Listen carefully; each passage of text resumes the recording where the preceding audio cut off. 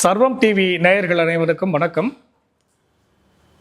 இப்பொழுது திருவண்ணாமலையுடைய ஆளுமையான ஐயா ராப்பா அண்ணாதுரை ஐயா அவர்களிடம் மார்கழி மாதத்தினுடைய சிறப்பை பற்றி நாம் இப்போது கேட்க இருக்கிறோம். நேயர்கள் அனைவரும் கேட்டு பயன்பெறுமாறு அன்புடன் கேட்டுக்கொள்கிறோம். ஐயா, நம்ம மார்கழி மாதத்தினுடைய சிறப்பை பற்றி கொஞ்சம் கூறுங்க ஐயா. முதல்ல நான் சர்வம் டிவி நேயர்கள் அனைவருக்கும் என்னுடைய உள்ளன்போடு கலந்த நன்றியை தெரிவித்துக் கொள்கின்றேன். மார்கழி மாதம் என்று சொன்னாலே வழிபாட்டுக்குரிய மாதமாகத்தான் அடையாளப்படுகிறது. சரி, இந்த மாதத்தில் தான் ஒருவேளை விளக்கேற்றுவதற்கு கூட முடியாத திருக்கோயில்களில் கூட அன்று அதை சுத்தம் பண்ணி விளக்கேற்றி வழிபாட்டுக்குள்ளார கொண்டு வரக்கூடிய பாங்கை நம்ம பார்க்க முடியுது. மாதங்களில் நான் மார்கழி என்று தான் கண்ணபிரான் கூட தன்னை கீதையில் சொல்கிறார். அதேமாரி யாழகாரம்ன்றது தமிழுடைய தனி சிறப்பு. அந்த தனி சிறப்பு இந்த மார்கழிக்கு மட்டுமே இருக்கக்கூடிய ஒரு தனித்த ஒரு அடையாளம். பொதுவாக இந்த மார்கழி மாதத்தில் நம்ம வீடுகளில் கலர் கோலங்கள்லாம் போட்டு சாணியில் அந்த பரங்கிப்பூ வைத்து 2 மாடங்கள் இருக்கும் வீடுகளுக்கு முன்பாக. அப்பொழுதெல்லாம் அது அகல் விளக்கு ஏற்றி வீடு ஒரு வழிபாட்டுக்குரிய இடமாகவும் புனித தலமாகவும் காட்சிப்படுத்தக்கூடிய காலம்லாம் நம்ம வீடுகளில் இருந்தது. இப்போ நம்ம அந்த மாடம் மாரி கட்டுற பாங்கு கிடையாது வீடுகளில். அப்போ அந்த மார்கழி மாதத்துடைய சிறப்பு என்னன்னு கேட்டிங்கனாக்கா, அதிகாலையில் இது தேவர்களுக்கு அதிகாலை டைம். யாருக்கு? தேவர்களுக்கு இந்த மார்கழி மாதம் அதிகால நேரம்னு அறியப்படுகிறது. இந்த பிரம்ம முகூர்த்தம் என்பது ரொம்ப முக்கியமானது. ஏன்னா இந்த நேரத்துக்கு எந்த திதி நட்சத்திரம் எதுவுமே கிடையாது. இதில் நம்ம எந்த விதமான சுபகாரியமும் செய்யறதுக்கான உகந்த நேரமாகவும் இது அடையாளப்படுகிறது. அது மட்டும் இல்லாமல் இந்த மார்கழி மாதத்தில் மட்டும்தாங்க ஐயா அடுத்த ஆண்டு மழை பெய்வதற்கான கர்ப்ப ஓட்டத்தை வானியலாளர்கள் பார்க்கக்கூடிய மாதம் இதுதான். இப்போ இந்த மாதத்தில் 10 நாட்கள் தொடர்ந்து அவங்க மேகத்தில் இருக்கக்கூடிய அந்த கர்ப்ப ஓட்டத்தை பார்த்து தான் அடுத்த ஆண்டு எந்த நாளில் மழை பெய்யும் என்பதை மிக தெளிவாகவே அவங்க குறிப்பு எழுதுவாங்க. இந்த மாதத்தில் அது சிறப்பாக நடக்கும். சிறப்பு. அப்போ இதை கேட்டு தான் ஆமாம் இந்த மாதத்தில் தான் நடக்கும். கணிச்சு தான் அவங்க அடுத்த ஆண்டுக்கான மழையை குறிப்பாங்க, முடிவு பண்ணுவாங்க.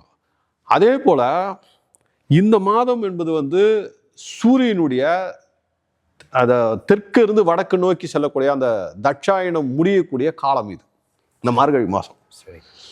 அதன் பிறகு சூரியன் வடக்கு இருந்து தெற்கு நோக்கி வரக்கூடிய உத்தராயண காலம் தொடங்குது. சரி. இந்த தட்சாயணமும் இந்த சூரியனுடைய அயனப்பாதையுடைய எண்டு இது. அதனால தான் இதில் இருள் உங்களுக்கு அதிகமாக காணப்படக்கூடிய ஒரு இயற்கையாக நிகழக்கூடிய ஒரு மாற்றம். சரி சரி. எனவே மார்கழி மாதத்தை பொறுத்த வரைக்கும் நம்மள்கிட்ட ஒரு வழிபாட்டுக்குரிய மாதமாகவே அறியப்படுகிறது ஐயா. சரிங்க ஐயா.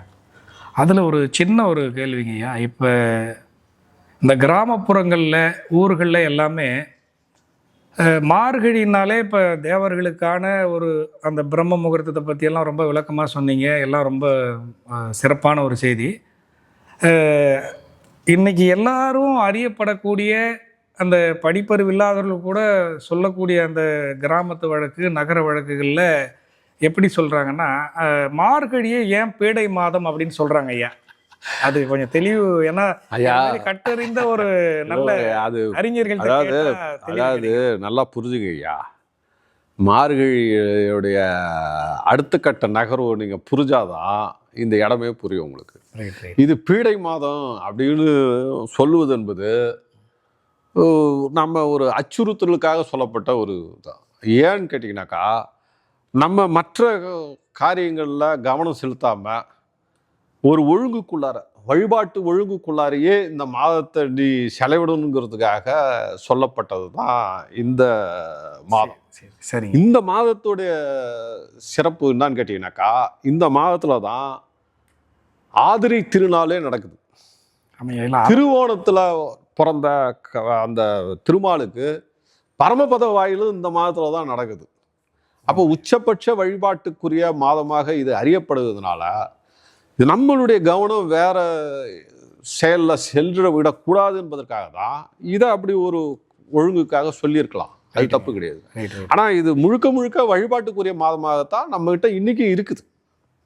மகிழ்ச்சிங்க ஐயா. இந்த மாதத்துல ஐயா இன்னொரு சிறப்பும் வந்து இப்போ நீங்கள் 2 சிறப்புகளை சொன்னீங்க.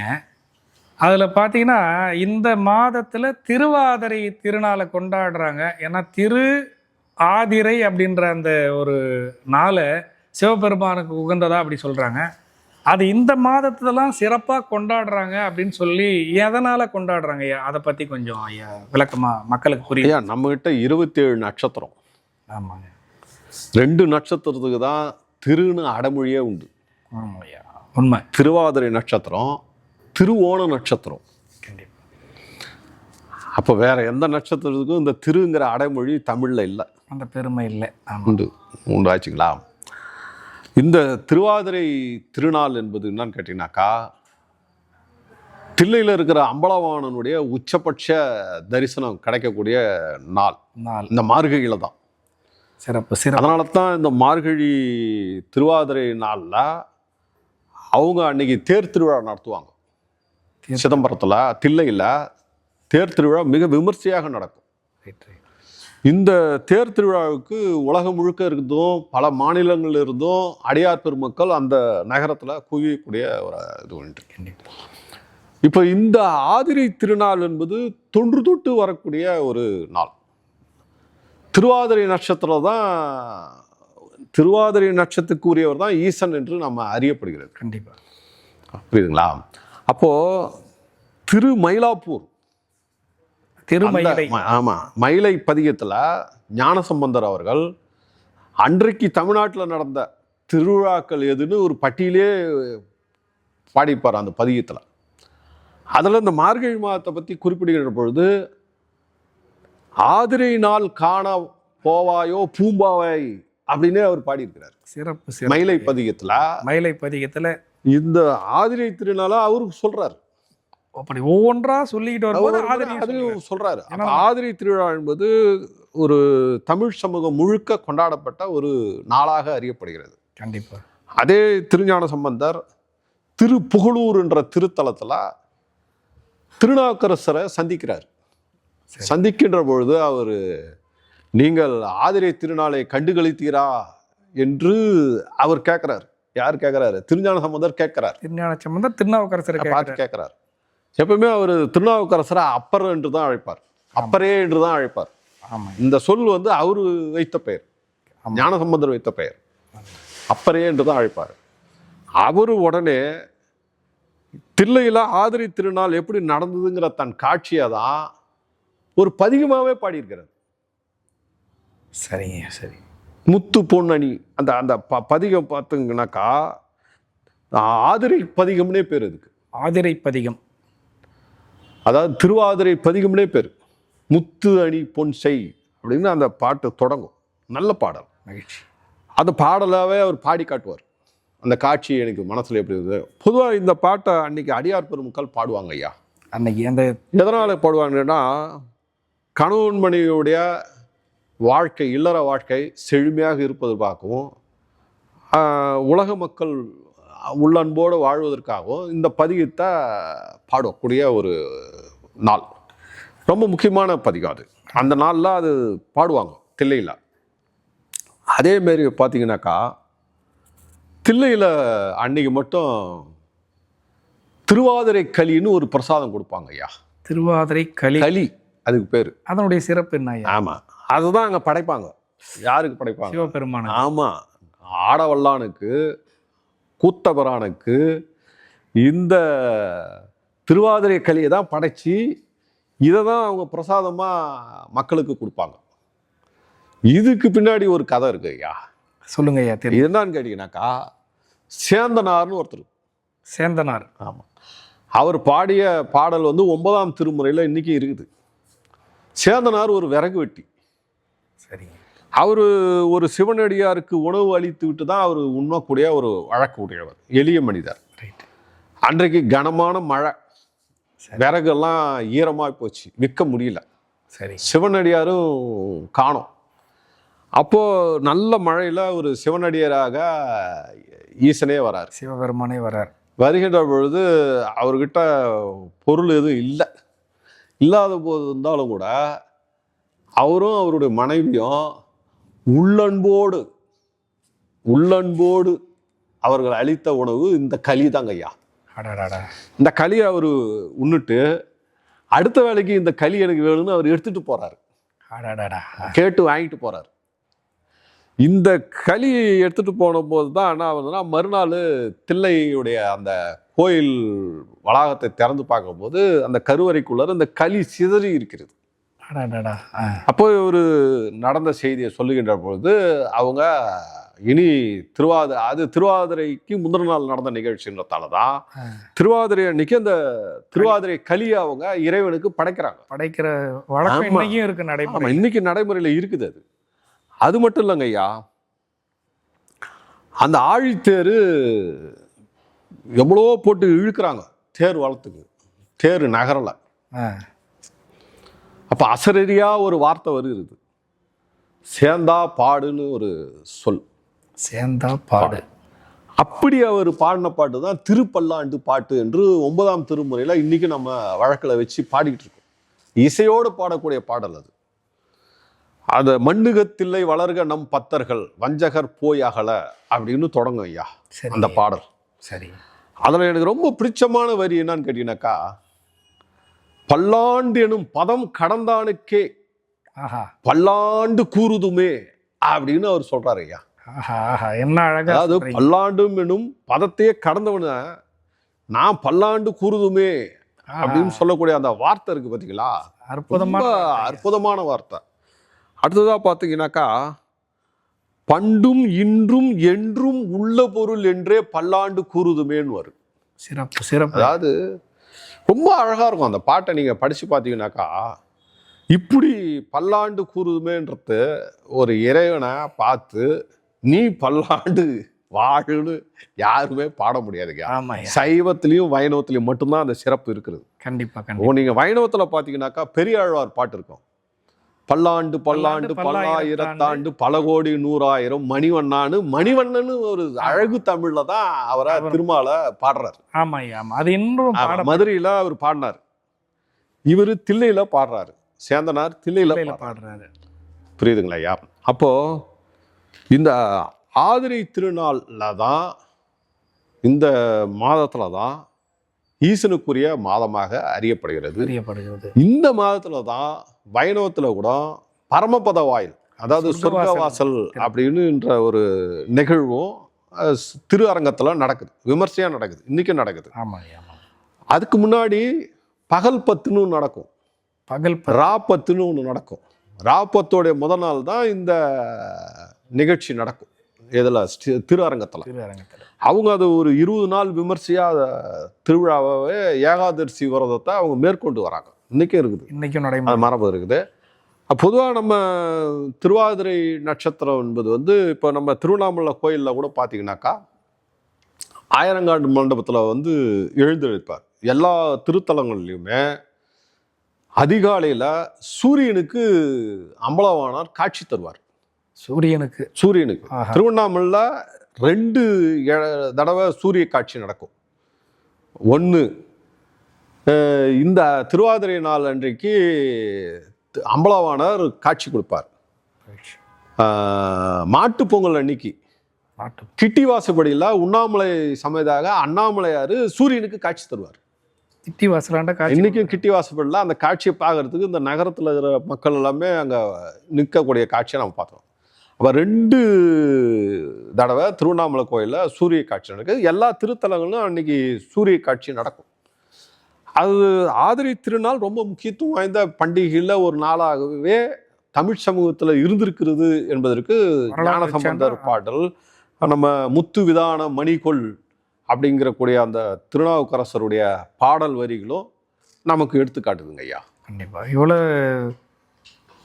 தெரியாத தகவல்கள்லாம், மக்களுக்கு தெரியாத தகவல்லாம் இவ்வளோ அப்படி இல்லைங்க, நம்ம அரிய ஒரு தகவல்களை சொல்றீங்க. அப்படிலாம் அதுவே இல்லையா, ஒரு நம்ம வழக்குல பண்பாட்டுல இருந்திருக்குது தான் நான் சொல்ல வரேங்க. இன்றைக்கும் நடைமுறையில் இருக்கு. இருக்கு இருக்கு அந்த இருக்கு களி இருக்கு. படைக்கிறது எல்லாமே இன்றைக்கும் ஆமா, இருக்கு. இன்னைக்கு களியை படைச்சு தான் ஒரு எளிய ஒரு மனிதருக்கும் வந்து காட்சி கொடுக்கிற ஒரு இறைவனா வந்து சிவபெருமான் இன்றைக்கும் இருந்துகிட்டு இருக்கிறார்ன்றது இது ஒரு நிதர்சனமான உண்மை ஐயா. அப்புறம் ஐயா, இப்ப திருவண்ணாமலையில திருவெம்பாவை வந்து இயற்றினார் மாணிக்க வாசகர் அப்படின்ற ஒரு இது இருக்கு. இன்னைக்கும் அடியண்ணாமலை என்ற அந்த ஊர்ல மாணிக்க வாசகர் ஒரு கோயில் இருக்கு. இங்க வந்து தான் திருவெம்பாவையை வந்து அவர் வந்து எழுதினார், சிவபெருமானுக்கு பாடினார் ஒரு 20 பாடல்கள் அப்படின்னு அறியப்படுது. அதை பற்றி கொஞ்சம் விளக்கமா நேயர்களுக்கு புரியுமாறு கொஞ்சம் சொல்லுங்க ஐயா. ஐயா, திருவாசகத்துல 658 பாடல்கள் இருக்கு. சரிங்க ஐயா. அது 51 திருப்பதிகமாக அவங்க வகுத்து வச்சிருக்காங்க நம்மளுடைய முன்னோர்கள். சரிங்க. அதில் 25 பாடல்கள் தில்லையில தான் அவர் அருளினார். 20 பாடல் திருப்பெருந்துறையில் அருளினார். இதுலேயே உங்களுக்கு 45 பாட்டு வந்துருச்சு. ரைட்டு. புரியுதுங்களா? மீதி இருக்கிறது 6 பாடல், 6 பதிகத்தில். சரிங்க. திருவண்ணாமலையில் 2 பதிகம் பாடியிருக்காரு ஐயா. 2 பதிகம். திருவெம்பாவை பாடியிருக்கிறாரு, திரு அம்மானையும் பாடியிருக்கிறாரு. புரியுதுங்களா ஐயா? அடுத்து உத்தரகேசமங்கையில் ஒரு பாட்டு, திருக்கழுக்குன்றத்தில் ஒரு பாட்டு, திருவாரூரில் ஒரு பாடல் ஒரு பதிகம், சீர்காழியில் ஒரு பதிகம். இப்படி அவர் வந்து இந்த 51 பதிகத்தில் திருவண்ணாமலையில் 2 பதிகம் அவர் பாடியிருக்கிறார். மிக சிறப்பான ஒரு விஷயம். அவர் திருவண்ணாமலையில் கண்ட காட்சியை தான் அவர் பதிவு பண்ணியிருக்காரு ஐயா. சரிங்க ஐயா. அடியண்ணாமலையில் மாணிக்கவாசகர்னு ஒரு திருக்கோயில் இன்னைக்கு இருக்குது. ஆமாய்யா. அது ஒரு முக்கிய வருஷம். இந்த பொதுவாகவே நம்மளுடைய மார்கழி மாதத்தில் திருப்பாவை வந்து வைணவர்கள் இல்லங்கள்லையும் பொதுவாக எல்லாரும் பாடக்கூடிய இடத்துல இருக்குது. திருவெம்பாவையும் பாடக்கூடிய வழக்கு சைவர்களும் மற்றவர்களும் பாடக்கூடிய வழக்கு இன்னைக்கு இருக்குது ஐயா. சரிங்க ஐயா. ஆனால் இந்த பாடலோட தனிச்சிறப்பு என்னான்னு கேட்டிங்கன்னா ஐயா, சொல்லுங்க ஐயா. இந்தியா முழுக்க அவரவர் மொழியில் இந்த பாடலை அவங்க பாடிக்கிட்டு இருக்காங்க. திருவெம்பாவைன்னு தான் பாடுறாங்க, திருப்பாவையும் பாடுறாங்க, ரெண்டுமே பாடுறாங்க. எந்த மொழியில்? அவங்க மொழியில, அவங்க மொழியிலே திருவெம்பாவை. ஆமா. இந்த இதுதான் இந்த பாடலுடைய சிறப்பு ஐயா. இப்போ 12 திருமுறைகள்ல திருவாசகத்துக்கு ஒரு தனி சிறப்பு உண்டு. அடியார் பெருமக்கள் எல்லாரும் பார்த்தீங்கன்னா திருவாசகத்தை முழுசாவே பாடக்கூடிய வல்லமை பெற்றவங்க, அதில் எந்த மாற்று கருத்து கிடையாது. ஆனால் அந்த திருவாசகத்தினுடைய முடிமணியாக இருப்பது எது என்று சொன்னால் திருவெம்பாவை பாடல்கள் மட்டும்தான். அடடா, இதை விட ஒரு சிறப்பு திருவண்ணாமலைக்கு வேற. அதுதான் திருவண்ணாமலையோட சிறப்பும் கூட. கண்டிப்பா கண்டிப்பா ஐயா. புரியுதுங்களா? இந்த பாடல் என்பது கேட்டீங்கன்னாக்கா சக்தியை வியத்தல்னு சொல்லுவாங்க ஐயா. சக்தியை வியத்தல், அதாவது சக்தியோடைய அருட்கொடைய வியந்து அவர் பாடினதா சொல்லப்படும். சரிங்க ஐயா. இதுதான் இப்போ நம்ம நாடுகளில் பிற மொழி பேசக்கூடியவங்களும் பாடுறாங்க. ஆமாம். இந்த பாடல், இந்த திருவெம்பாவையும் திருப்பாவையும் கடல் கடந்து தெற்காசியா நாடாக இருக்கக்கூடிய தாய்லாந்துல இன்னைக்கும் பாடுறாங்க ஐயா. ஆஹா ஆஹா, என்ன சிறப்பு ஐயா. ஆமாம். அன்னைக்கு அதுக்கு பேர் வந்து சாயம்னு பேருங்க ஐயா. 2ஆம் உலகப் போருக்கு முன்பாக அந்த நாட்டுக்கு பேர் சாயம்னு பேர். தாய்லாந்துக்கு சாயம்னு தான் பேர். அதெல்லாம் ஒரு காலத்தில் ராஜராஜன் ஆண்ட பகுதி. 1000 வருஷத்துக்கு முன்னாடி அவங்களுடைய பகுதி அது. சாயம்ன்றதெல்லாம் அவங்களுடைய பகுதியாக இருந்தது ஒரு காலத்தில். அதெல்லாம் இந்த சாயம் தான் போருக்கு பிறகு தாய்லாந்தாக பேர் மாற்றம் செய்வது. அதில் ஹெச்ஜி குவாரிச் வேல்ஸ்னு ஒருத்தர், சரிங்க ஐயா, எழுத்தாளர், அவர் ஒரு நூல் எழுதியிருக்காரு ஐயா. சரிங்க ஐயா. சாயம் ஸ்டேட். அந்த சாயம் ஸ்டேட்டுடைய திருவிழாக்கள் எது, அவங்களுடைய பண்பாடு என்னன்னு சொல்லி ஒரு ஆங்கில புத்தகம் எழுதியிருக்கிறார். சரிங்க. ரொம்ப முக்கியமானது. சாயம் ஸ்டேட் ஒரு புக்கு, நல்ல புத்தகம் அது. சரிங்க. அந்த புத்தகத்தில் அவர் சொல்லக்கூடிய செய்தி என்னன்னு கேட்டீங்கன்னாக்கா, திருவெம்பாவா ஆஹா அப்படின்னு ஒரு செய்தி. திருபாவானாக்கா திருவம்பாவையா திருப்பாவையா அவர் சொல்றாரு. திருப்பாவையும் திருவம்பாவையும் அவங்களுடைய மொழியில உச்சரிப்புல அவங்க சொல்றாங்க. புரியுதுங்களா? புரியுதுங்க ஐயா. இந்த பாடலை வந்து மன்னர் அரியணை ஏறக்கூடிய போது இந்த பாட்டு தான் அவங்க ஒலிக்கிறாங்க. பாருங்க எவ்வளவு சிறப்பு பாருங்க. ஆமா, முடிசூட்டி கொள்ளும் போது இந்த பாடல் ஒலிக்கிறாங்க. இளவரசரா இருக்கக்கூடியவர் மன்னனாக முடிசூட்டுறதுக்கு முன்னாடி தில்லை அம்பலவான் பெருமான் இடத்துல இந்த பாடலை வைத்து பூஜித்த பிறகு அவர் மட்டுமே கேட்கக்கூடிய வகையில் காதல முதல்ல ஓதுறாங்க. அவங்க காதல ஓதுறாங்க.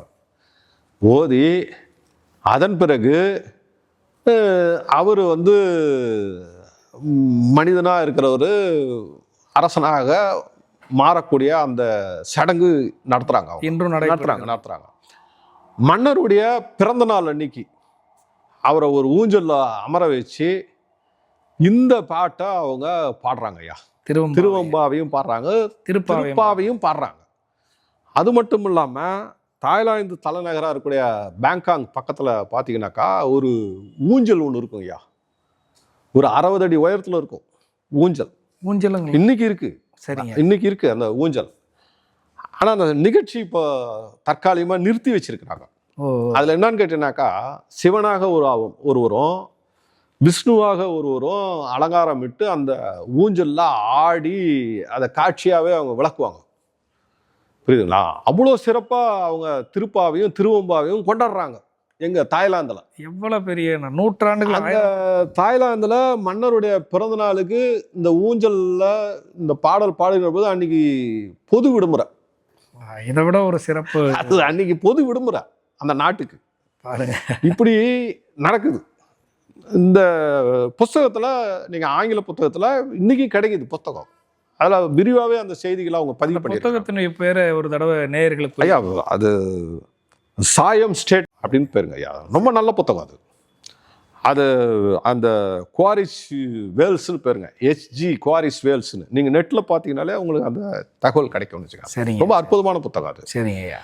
அப்போ நம்ம திருவண்ணாமலையில் பாடப்பட்ட அந்த பாடல் உலகம் முழுக்க எதிரொலிக்கக்கூடிய நல்வாய்ப்பை ஏற்படுத்தி கொடுத்தவர் மாணிக்க வாசகர் என்பதை இந்த நேரத்தில் நம்ம உள்ளன்போட கண்டிப்பா பணிவோட நம்ம அதை பதிவு செய்யணும். சர்வம் டி வாயிலாக நம்ம அதை பதிவு செய்யறோம். வேற ஒண்ணும் இல்லைங்க ஐயா. அதுல என்னன்னு கேட்டீங்கன்னாங்க ஐயா, திருவாதிரை நாள் 10வது நாளுங்க ஐயா. அதுக்கு முன்னாடி இருக்கிற 9 நாள் நோம்பு, பாவை நோம்புன்னு ஒன்று இருந்தது ஐயா நம்மகிட்ட. அந்த வழக்கு இருக்கு நம்மகிட்ட இருக்கு. அத மார்கழி நோம்பு, மார்கழி நீராடல்னு நம்மகிட்ட அந்த வழக்கு இருக்குது. அந்த 10வது நாள் ஆதிரை நாள் அன்னைக்கு கூத்தப்புராண வணங்கி சக்தியை வணங்கி அந்த விரதத்தை முடிப்பாங்க ஐயா. சரிங்க ஐயா. இது நம்மகிட்ட நெடுமரபா இருக்குது. நம்மளுடைய சங்க இலக்கியத்துல தை நீராடல்னு ஒன்று இருக்குது ஐயா. சங்க இலக்கியத்திலே தை நீராடல் இருக்குது. தை நீராடல்ன்ற பேர்ல இருக்குது. அது என்னன்னு கேட்டீங்கன்னா ஆதிரை நாள் தொடங்கி பூச நாள் வரைக்குமான அந்த இடைப்பட்ட நாள்ல நோன்பு இருப்பது, வழிபாட்டா வைத்துக் கொள்வது என்பது சங்க இலக்கியத்துல இருக்குது. குறிப்பிடப்பட்ட நற்றினில இருக்குது, குறுந்தொகையில் இருக்குது, புறநானூர்ல பாடு இருக்குது, கலித்தொகையிலையும் இருக்குது ஐயா. தை நீராடல் அப்படின்னு அந்த சொல் இருக்குது. புரியுதுங்களா? அதுல எனக்கு பிடிச்ச ஒரு வரி என்னன்னு கேட்டீங்கன்னா ஐயா, கலித்தொகையில 59வது பாடல். 59வது. ஆமா, குறிச்சிக்களி கபிலர் பாடியது. இந்த சங்க இலக்கியத்தினுடைய பிதாமகன்னு இருக்கு அறியப்படக்கூடிய கபிலர் பாடின ஒரு பாடல் வரி. அதுல ஒரு தை நீராடலை பத்தி சொல்றாரு. கடைசியா ஒரு வரி சொல்லுவாருங்க ஐயா, மனையறந்தோறும் பாடி பெற்ற பரிசை பயன்கொள்ள அளித்து அப்படின்னு சொல்றாரு. அதுக்கு என்ன விளக்கம் கேட்டீங்கன்னா, தை நீராடலுக்காக சென்ற இந்த பெண்கள் நீராடி விட்டு பாடிக்கொண்டு வருகின்ற பொழுது வீடுகள் தோறும் பெற்ற பரிசினை பிறருக்கு பகிர்ந்தளித்த செய்தியை அவர் சொல்றாரு. இதுதான் தமிழருடைய அறம் சார்ந்த ஒரு விஷயம், தமிழருடைய வாழ்வியல் அறம். அப்ப பெண்கள் ஞானமுள்ளவர்களாகவும் இசை வல்லுநராகவும் இருந்திருக்கிறார்கள் என்பது இந்த கபிலர் பாட்டு நமக்கு தெளிவா சொல்லுது. அப்போ இந்த மார்கழி நீராடல், தை நீராடல் அப்படிங்கிறது நம்மளுடைய சங்க இலக்கிய மரபுலேருந்து நீடித்து தான் இருக்குது. அது இன்னைக்கு நேற்று இல்லை, ஒரு நெடு மரபாகவே இருக்குது நம்மகிட்ட. தொன்று தொட்டு வந்து இருக்கு. இப்போ இந்த ஆதிரை திருநாளோட இவங்க அந்த 10 நாள் விரதத்தை முடிப்பாங்க. அவங்க என்ன பண்ணுவாங்கன்னாங்கய்யா, ஒரு சக்தியை மணலில் பாவையாக செஞ்சு வழிபாடு செஞ்சு பண்ணுவாங்க. வழிபாடு எதுக்கு கேட்டீங்கன்னாக்கா, இளம் பெண்கள் தங்களுக்கு ஒரு நல்ல கணவர் அமைய வேண்டும், நாட்டில் மழை பெய்யணும், மக்கள் சுபிட்சமாக இருக்கணுங்கிறதுக்காக தான் இந்த வழிபாட்டோட நோக்கமாகவே நம்ம அறியப்படுதுங்க ஐயா. சரிங்க. அப்போது மாணிக்கவாசகர் வாழ்ந்த காலத்தில் இங்கே திருவண்ணாமலைக்கு வந்த பொழுது இங்கே என்ன நிகழ்ந்ததுங்கிறத தான் அந்த திருவம்பாவையில் அவர் அழகாக பதிவு பண்ணியிருக்காரு ஐயா. 20 பாடல்கள் கொண்ட ஒரு திருப்பதிகம் ஐயா அது. அதில் ஒரு சின்ன ஒரு டவுட்டுங்க ஐயா. இப்போ அந்த 20 பாடல்கள் பாடியிருக்காரு. ஒரு சில செய்திகள் என்ன சொல்லுதுன்னா, இப்போ அண்ணாமலையார் அக்னிஸ்தலமாக இருக்கிறாரு, நெருப்பு மலையாக இருக்கிறாரு, நம்ம வந்து அவர் கிட்ட போகிறதுக்கு பயந்துக்கிட்டே அவ்வளோ தூரத்துலேருந்து பாடினாரு அப்படின்ற ஒரு செய்தியும் இருக்குது. அதை பற்றி கொஞ்சம் ஐயா ஏதாவது. ஐயா, நம்மகிட்ட இன்னைக்கு வழக்கில் இருக்கிறது அடியண்ணாமலையில் இருக்கக்கூடிய மாணிக்கவாசகருடைய கோயில் இருக்குது. அங்கே உண்ணாமலை சமேத அண்ணாமலையார் கோயில் இருக்குது. அடியண்ணாமலை கோயில் ரொம்ப அதுவும் பூர்வாங்கமான கோயில் தான். அதெல்லாம் குறைச்சி மதிப்பிடலாம். அது வந்து வட திசையில் இருக்கக்கூடிய கோயில். திருவண்ணாமலை இருக்கிறது கிழக்கு திசையை இருக்கக்கூடிய ஒரு கோயில் தான். அன்றைக்கி அவர் அங்கே தங்கி இருந்து அந்த பாடலை ஏற்றி இருக்கிறார், அருளி இருக்கிறார். அதுதான் நம்ம புரிஞ்சுக்க வேண்டிய ஒரு செய்தி. சரிங்க. இப்போ அந்த பாடலில் நீங்கள் பார்த்தீங்கன்னாக்கா, முதல் வரியே ஆதியும் அந்தமும் இல்லா அருட்பெரும் ஜோதி அப்படின்னு தான் அவர் பாடுறார். ஆதியும் அந்தமும் இல்லா அருட்பெருஞ்சோதி, அருட்பெரும் அப்படிங்கிற சொல்லுலேருந்து தான் அவர் ஆடுகிறார். இப்போ ஆதியும் அந்தம்னா முதலும் முடிவும் இல்லாதவர், தொடக்கமும் இல்லை முடிவும் இல்லாத ஒருவர். அவர் எப்படி இருக்கிறார்னா, ஜோதி வடிவாக இருக்கிறார், ஒளி வடிவாக இருக்கிறார். அதுதான் முக்கியமான முதல்ல. அதுதான் விட. இப்போ திருவண்ணாமலை தீபத்தில் கார்த்திகை திருவிழாவுடைய வெளிப்பாடே என்னன்னா, அவர் எந்த ஒரு உருவத்துக்கும் இல்லை, அவர் ஒளி வடிவானவர். கண்டிப்பா. அது எல்லோருக்குமானவராக அவர் இருக்கிறார்ன்றது தான் அவர் மலை மேல் அமர்ந்து அனைவருக்கும் அந்த அருள் பாலிக்கிற காட்சியை நம்ம பார்க்குறோம். கண்டிப்பா. அவர் ஒளி வடிவானவர் தான், அதில் எந்த சந்தேகமும் கிடையாது. அவர் எங்கே இருந்தாலும் நீ தொழலாம். அது மாணிக்கவாசருக்கு நல்லாவே அது அந்த காலத்தில் அவங்களும் அது உணர்ந்த ஒரு பங்கம் தான். அவர் அடியண்ணாமலையில் தங்கி அருள் பாலித்து அந்த பதிகத்தை எழுதணும்னு விருப்பப்பட்டிருக்கலாம். அங்கே அதுக்கான சூழல் இருந்துருக்குது. அது ஒன்றும் கண்டிப்பாக தப்பு இல்லையா.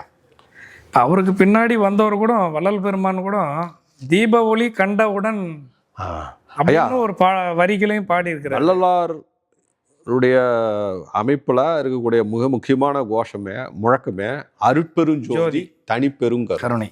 அருட்பெருஞ்சோதி வடிவம், ஒளி வடிவன்றதை தாங்க வள்ளலார் அமைப்பு இயக்கமும் வலியுறுத்தக்கூடிய ஒரு செய்தி. கண்டிப்பா. அதை தான் அவர் முதல்ல சொல்லிடுறார் மாணிக்கவாசர். அவர் அருட்பெருஞ்சோதி ஒளி வடிவானவர்னு சொல்கிறாரு. இப்போ நீங்கள் அந்த 20 பாடல் தொகுதியில் ஒரு சிலவற்றை மட்டும் நம்ம சிந்திக்கலாம் ஐயா. சரிங்க. என்னன்னு கேட்டிங்கனாக்கா, இப்போ அவர் முதல்ல என்ன சொல்றாரு, தொடக்கமும் முடிவும் இல்லாதவர், ஆதியும் அந்தமும் இல்லாதவர் அப்படின்னு அவர் அதில் பதிவு பண்ணுறாரு. இப்போ இந்த பாடல் முழுக்க என்னன்னு கேட்டிங்கனாக்கா, சக்தியை வியத்தல் தான். சக்தியோட அருட்கருடை இருந்தாக்கா உங்களுக்கு நல்ல முறையில் கணவர்கள் அமைவாங்க, உனக்கு நல்ல ஒரு வாழ்க்கை அமையும் அப்படிங்கிறது தான் இந்த பாடலுடைய தொகுப்பு, புரிஞ்சுக்க வேண்டிய செய்தி. அப்போ இந்த அடுத்ததாக பார்த்தீங்கன்னாக்கா, நீங்கள் 5வது பாடலில் பார்த்தீங்கன்னாக்கா, மாலரியா அயனரியா அண்ணாமலையரை தொழுவோம்னு சொல்கிறார். மாலரியா அயனரியா அப்படின்ற வார்த்தையை பயன்படுத்துகிறார். அப்போ என்னன்னு கேட்டிங்கனாக்கா, திருமாலும் பிரம்மனும் ஆணவத்தால் அறிய முடியாதவரை உள்ளொன்போடு வழிபட்டால் நீ அடையலாம் அப்படிங்கிறத அவர் மறைமுகமாக சொல்கிறாரு இந்த இடத்துல. புரியுதுங்களா? திருவண்ணாமலையில் அதை ஒரு விஷயமா சொல்கிறார். நீங்கள் 8வது பாடலில் அந்த முதல் 8 பாடல் என்னன்னு கேட்டிங்கன்னாங்கய்யா, ஒருத்தரோடு ஒருத்தர் துயில் எழுப்புதல். உறங்கி கொண்டு இருக்கிற மகளிர்கள் ஒருத்தரோட எழுப்பி நீர்நிலையை நோக்கி செல்லக்கூடிய வகையில் தான் இந்த பாடல் அமைப்பை அமைஞ்சிருக்கும். சரிங்க சரிங்க. இப்போ இந்த 8வது பாடல் வரைக்கும் நீங்கள் பார்த்தீங்கன்னாக்கா அது அந்த காட்சி அப்படியே தொடர்ச்சியாகவே வரும். சரிங்க ஐயா. 9வது பாடலில் பார்த்தீங்கன்னாக்கா நல்ல கணவர் வேண்டும். அது எப்படி இருக்குன்னா, உன் அடியாராக இருக்க வேண்டும்னு சொல்கிறாங்க. அடாடாடாடா. அதாவது அவருடைய அடியாராக இருப்பவர்கள் கணவராக அமைய வேண்டும் ஒரு வேண்டுகோளை அந்த பெண்கள் வைக்கிறதாகவே அந்த பாட்டில் வரும். புரியுதுங்களா? அப்புறம் இப்போ நீங்கள் 10வது பாடல் பார்த்தீங்கன்னாக்கா ஐயா, ரொம்ப கவனமாக பார்க்கும்போது ஒரு பால் திருமேனி ஒன்றலான்னு சொல்றார். இந்த வார்த்தையை பயன்படுத்துறார். ஒரு பால் திருமேனி அப்படின்னாக்கா அவன் எந்த பால் விகுதிக்கும் அடங்காதவன். கண்டிப்பா கண்டிப்பா. ஆண்பாலுக்கும் இல்லை, பெண்பாலுக்கும் இல்லை. அவர் ஒளி வடிவமான போட்டாரு. அவர் எந்த பால் விகுதியிலையும் அடக்க முடியாது. புரியுதுங்களா ஐயா? நம்ம கிட்ட உருவம், அருவம், அருவுருவம்னு இருக்குது ஐயா. 3 வகையான காட்சிகள் இருக்குது. சரிங்க ஐயா. புரியுதுங்களா? அந்த எரித்தழல்னு சொல்லக்கூடிய அந்த நெருப்புக்கு அருவுருவுன்னு சொல்லுவோம் ஐயா சித்தாந்தத்தில். நம்ம இந்த அருவுருவு காட்சி தான் ஐயா சிவலிங்க திருமேனியே. அடாடாடா. அதனால தான் நம்மளுடைய தமிழ் மரபில் எல்லா சிவாலயங்களையும் லிங்க திருமேனியாகவே இருக்கும். நம்ம தமிழ் மரபில் லிங்க திருமேனியாக தான் வச்சுருப்பாங்க அவங்க. புரியுதுங்களா? இதுதான் அருவுருவ காட்சி அவருடைய விஷயம். இப்போ ஒரு பால் திருமேனி ஒன்றலான்னு சொல்லுகின்ற பொழுது அவர் எந்த பால் விதிக்கும் அடங்காதவர். கண்டிப்பா. இதே போன்ற ஒரு கருத்தை இந்த 10வது பாடலில் வச்ச கருத்தை 18வது பாடலில் எப்படி சொல்றாருன்னு கேட்டிங்கனாக்கா, பெண்ணாகி என்னதுங்க, பெண்ணாகி ஆணாய் அழியாய் பிறங்குடி சுடர் விண்ணாகி மண்ணாகி வேறாகி நின்றாயேன்னு சொல்றாரு. எப்படி சொல்றாரு பாருங்க. எந்த பால் விகுதிக்குள்ளாரும் அடங்காதவர் விண்ணுக்கு மண்ணுக்கும் எரிதழலாம் நின்று காட்சி தராருன்றத அவர் சொல்றாரு. திருவண்ணாமலை காட்சியை தான் அங்கேயும் சொல்றாரு. அவரு அங்கேயும் சொல்றாரு, அதுதான் சொல்றாரு. அழியும் போது ஆணும் பெண்ணும் சமம்ன்றதுக்கான ஒரு அதுதான் அவர் சொல்றாரு. அதே 10வது பாட்டுல ஒரு வார்த்தை என்னன்னா, ஓப்பில்லா ஒரு தோழன்னு ஒரு வார்த்தையை பயன்படுத்துறாரு. ஓப்பில்லா ஒரு தோழன்ற ஒரு வார்த்தைய மாணிக்க வாசகர் அதெல்லாம் பயன்படுத்தி இருக்கிறார். அவர் என்ன பண்றாருன்னா, அவன் விருப்பு கடந்தவன், அப்பாற்பட்டவர் இல்ல, அப்பாற்பட்டவர். அவரு உனக்கு தோழனாகவே இருப்பாரு. இப்ப சுந்தரர் இருக்கிறாருங்க, அதுக்கு பேர் என்னன்னு கேட்டீங்கன்னா தோழமை மார்க்கம்னு பேர். தோழமை மார்க்கம். ஆமா. சரியை கிரியை யோகம் ஞானத்தால் வெல்லலாம்ங்கிறது கோட்பாடு. இப்போ சரியை மார்க்கம்னாக்கா திருநாவுக்கரசர், கிரியை மார்க்குனாக்கா திருஞான சம்பந்தர், யோக மார்க்குனா சுந்தரர், ஞான மார்க்குனா மாணிக்க வாசகர் ஐயா. இப்போ சுந்தரனுடைய மார்க்கம் வந்து என்னன்னு கேட்டீங்கன்னாக்கா இதுக்கு தோழமை மார்க்கம்னு பேர். ஆமா. அத அங்க அந்த கருத்தை தான் அங்க அவர் வலியுறுத்துறாரு. புரியுதுங்களா? அந்த நிறைந்த அன்புடையவரும் சொல்ல வர்றாரு. ஆனா தோழமைன்றதுக்கு அவருடைய முதல் பாடலே நம்ம சொல்லலாம், பித்தா பிறை சுடி பெருமானே அப்படின்னு சொல்லிட்டு. இப்ப மாணிக்க வாசகர் ஐயா போற்றி திருவகவல்னு ஒரு பதிகம் இருக்குது. அதுல இறைவனை தோழா போற்றினே பாடுறாரு. தோழா போற்றினே 160வது பாடல் வரி. அது எல்லாம் தோழா போற்றினே சொல்றாரு. விரல் நுனியிலே எல்லா வருது, அது வார்த்தை வருது ஐயா. உள்ளார்ந்து அந்த படிச்சு பழக்கும் போது நமக்கு அது வந்துடுது ஐயா. கண்டிப்பா. அதே திருவம்பாயில நீங்க 16வது பாட்டு ரொம்ப கவனமா பார்க்கணும் ஐயா. 16வது பாடல் என்னன்னு கேட்டீங்கன்னாக்கா, மழை சக்தியோட அருள் கொடையால தான் மழை பெய்யுதுன்னு அவர் சொல்லக்கூடிய ஒரு செய்தி வரும். சக்தியோட உருவ அமைப்பும் நீர்நிலையோட ஒரு ஒப்பிட்டு பாடியிருப்பார் சரிங்க ஐயா. நம்ம மாணிக்கவாசகர். அதே மாதிரி திருப்பாவையில் ஆண்டாள் கூட 4வது பாட்டு ஆழி முதல் கண்ணா அப்படின்னு ஒரு சொல்லு பாடும் அந்த பதிகத்தில். அந்த பாடல கண்ணை கருமேகமாக மாறி எப்படி மழை பெய்யான் அப்படிங்கிற செய்தி அதுலேயும் வரும். ஆமாய்யா. அதே மாதிரி சங்க இலக்கிய நூலான பட்டினப்பாளையில் உருத்திர கண்ணனார் 126வது வரியில் வருங்க ஐயா. அதாவது வான் முகிந்த நீர்னு வரும்.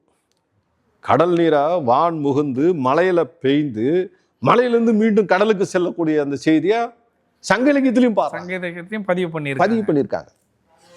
அப்போ நம்மளுடைய நீர் மேலாண்மை, வானியல் அறிவு தொன்று தொட்டே இருக்குது, சங்க இலக்கியத்திலும் இருக்குது, நம்மளுடைய வழிபாட்டு மரபிலும் இருந்திருக்குதுங்கிறதுக்கு இந்த பாடல்கள் ரொம்ப முக்கியமா பார்க்கப்பட வேண்டிய ஒரு பாடல் ஐயா.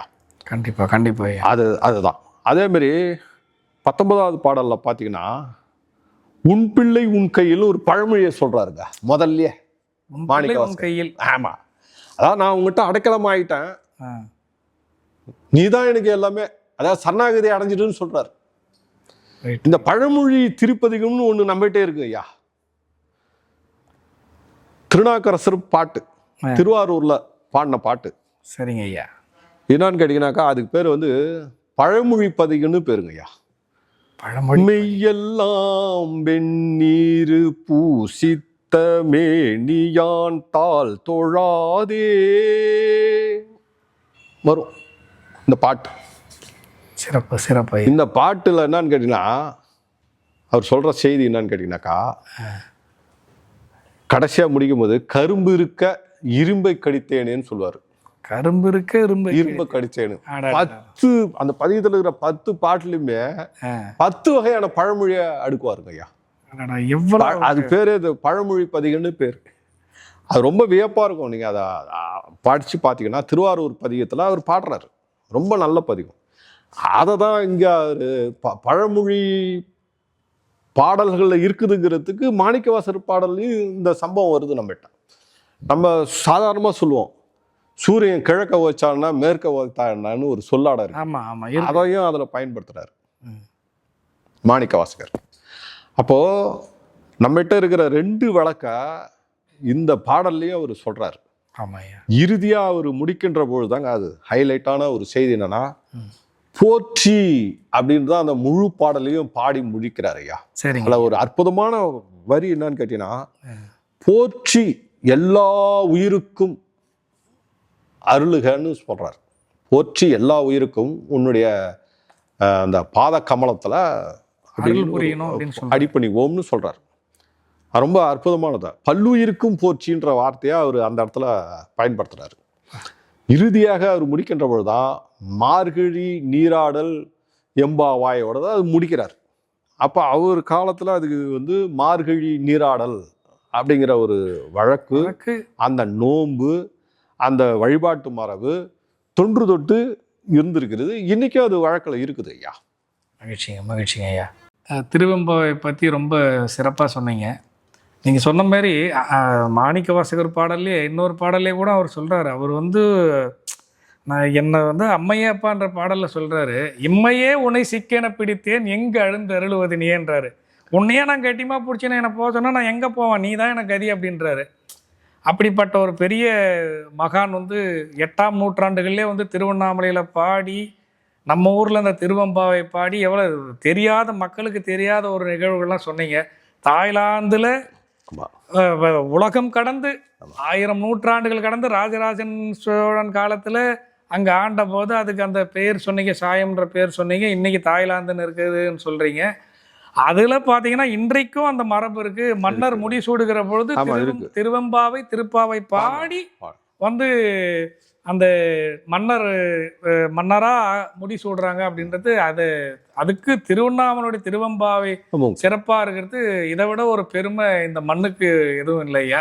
இவ்வளவு நேரம் எங்களுக்காக சர்வம் டிவிக்காக நேரம் ஒதுக்கி திருவெம்பாவை பற்றியும் திருப்பாவனுடைய சில அந்த ஒற்றுமைகளை பற்றியும் ஆதிரை திருநாள் எப்படி இருக்கின்றது அதன் பற்றியும், மார்கழி மாதத்தினுடைய சிறப்பை பற்றியும், ஏன்னா நிறைய தெரியாத ஒரு சில விஷயங்களெல்லாம் வந்து நீங்கள் அந்த இலக்கியங்களோடும் அழகாக சொல்லி இவ்வளவு நேரம் எங்களுக்காக நேரம் ஒதுக்கி சர்வம் டிவி நேயர்களுக்காக அண்ணாதுரை ஐயா அவர்கள் வந்து இவ்வளவு நேரம் ஒதுக்கி எங்களுக்கு நமக்காக அவர் வந்து நேரம் ஒதுக்கி நல்ல தகவல்களை பகிர்ந்தமைக்காக ஐயா அவர்களுக்கு மனமார்ந்த நன்றியினை தெரிவித்துக் கொள்கிறோம்.